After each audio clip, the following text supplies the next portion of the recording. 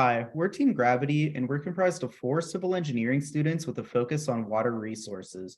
Our main goal was to propose solutions to the nuisance flooding affecting some residents near Bayberry Drive in State College, Pennsylvania. The neighborhood was built around the late 1970s to mid 1980s before stricter regulations were put onto stormwater management considerations. Each house sits on an area of around 0.3 acres. The right figure shows the water lines in the area of interest. Those are the red lines in the figure. Flooding is affecting most of the houses in the area, but 865 Bayberry Drive is most affected. One more thing to note is the soils in the area of interest have a slow to moderate permeability. For our modeling, we decided to use the stormwater management model, where we're going to implement controls on site to mitigate flooding, namely the rain barrels, rain gardens, infiltration trenches, and porous pavements. For our base case, we will not implement any LID controls. Models 1, 2, and 3 will implement those controls that I just listed. For inputs, we will acknowledge area of the site, percent slope, impervious area treated, and the flow paths of the watershed will define where water will be directed to the outfall.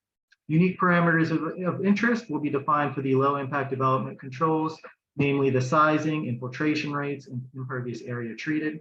For model 1 here, as you see on the left, we have 3 subcatchments and low impact development controls, which will be the rain barrels and rain gardens structured around flow. Okay, so for the goal of the models, it's to reduce the amount of runoff, which will effectively reduce the amount of flooding. So we compared 3 different models. The model 1 is a combination of rain barrels and rain gardens. Model 2 is a combination of rain barrels, rain gardens, porous pavement, and infiltration trenches. And then model 3 is some rain barrels and infiltration trenches.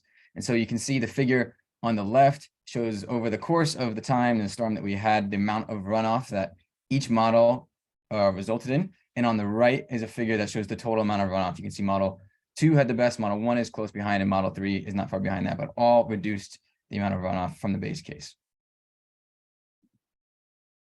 Using our modeling results, we were able to determine that rain gardens and infiltration trenches would not only be the most effective in our project area at reducing stormwater runoff, but they would also be the cheapest and easiest to maintain out of all the stormwater control measures in question that we were considering for this project area.